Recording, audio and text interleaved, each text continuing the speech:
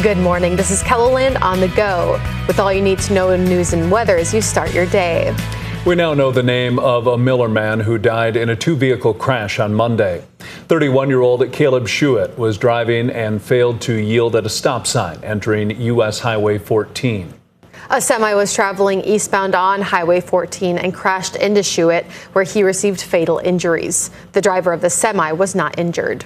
The South Dakota Attorney General's office says an officer-involved shooting in Sioux Falls last month was justified. The shooting happened at a Sioux Falls home on June 26th. Authorities were trying to serve a felony warrant to 47-year-old Will Anthony Jealous when he allegedly barricaded himself inside. Officials say officers went inside and found Jealous with a loaded shotgun. He allegedly pointed it at officers, and a deputy fired, hitting Jealous twice. Jealous is in the Minnehaha County Jail charged with aggravated assault against law enforcement. No officers were injured. Today is CTNNB1 Awareness Day. If you haven't heard of CTNNB1 syndrome, you're not alone. Only a few hundred people are diagnosed in the world. But it's something that 3-year-old Carter Dreckman lives with every day. To help find a cure, his parents are hosting a golf tournament in September. We're having the golf tournament to help, like I said, raise those funds to get us across that finish line. We're going to have a day where we'll have everybody come out, we'll golf. We're going to have a silent auction, some raffle prizes, and just a day to kind of come together and raise that awareness and raise some funds to find a cure. CTNNB1 syndrome can affect a person's muscle tone, eyesight, and developmental delays, along with other symptoms. We posted information about the golf tournament and Carter's journey on KELOLAND.com. Now let's get a check of our weather with meteorologist Scott Munt. Starting to heat up as we head toward the weekend, Scott. We'll have temperatures today in the 80s and 90s, 90-degree weather in western and central South Dakota. Widespread 90s for tomorrow, extending into Sunday, where that heat index will probably be in the lower 100s across much of eastern KELOLAND for Sunday. Today's forecast highs showing numbers in the 80s in the east, 90-degree heat in central and western South Dakota, and there may be an isolated shower or thunderstorm maybe late today across the west. More details on your forecast coming up. Thank you, Scott. You never know what you'll find on the roads here in South Dakota. The Hutchinson County Sheriff's Office says this snapping turtle was causing a traffic hazard on Highway 44 Wednesday. You can see officials used an RC car to nudge the turtle off the road without having to get too close. Authorities say the turtle was not hurt and the RC car was not damaged. Officials say the RC car is used to put out spike strips during pursuits, reducing danger to deputies. The Sheriff's Office says it got a grant to get remote spike strips for its patrol cars.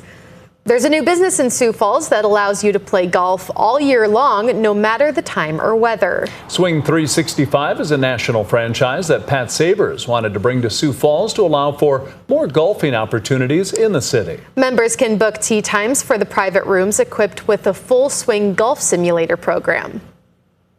Doesn't matter your skill level, this place is for everybody. So if you're just new and starting and you don't want to go to the driving range and have 20 sets of eyes looking at you swing, you can come in here, shut the door, and you can work on your game without worrying if I topped one or if I duffed one, whatever. It's just you in here.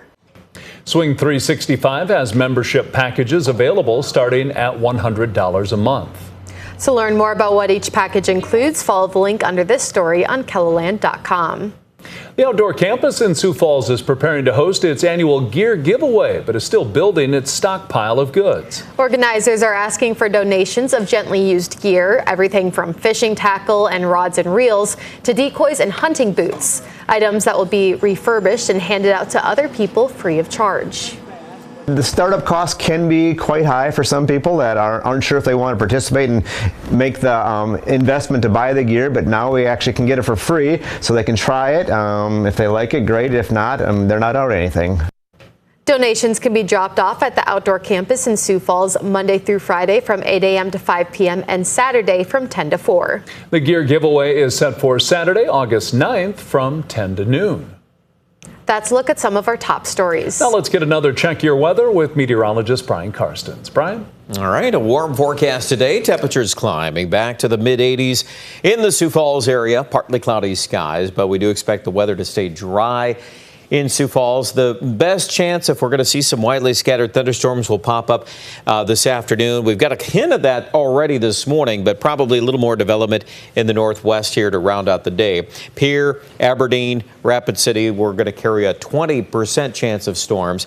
And the best chance of severe weather will stay up in North Dakota. We'll just kind of keep an eye on that southern flank of those storms, see if that impacts Highway 12 here later on tonight. You can see some of the details on Futurecast as we watch southerly winds picking up speed. I think it'll be a little breezy today for many of you west of Sioux Falls, 15 to 25 miles per hour. Notice those little speckles on the radar there around Rapid City and Buffalo late in the afternoon. Again, some of those could connect up to a larger area of thunderstorms in North Dakota this evening, and it's right on the edge where some of those could possibly glance through Aberdeen. So check back with us later today for an update on that. Saturday's forecast, turning up the mercury a few more degrees. It looks like Sioux Falls area will be closer to 90 in the afternoon.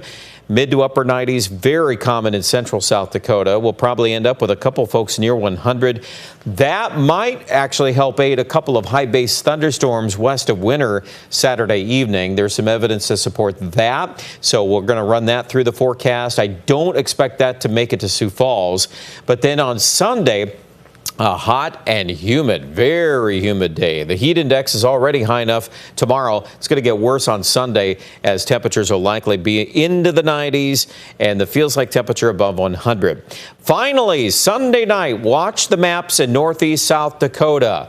There is some growing evidence that a storm complex could descend out of eastern North Dakota.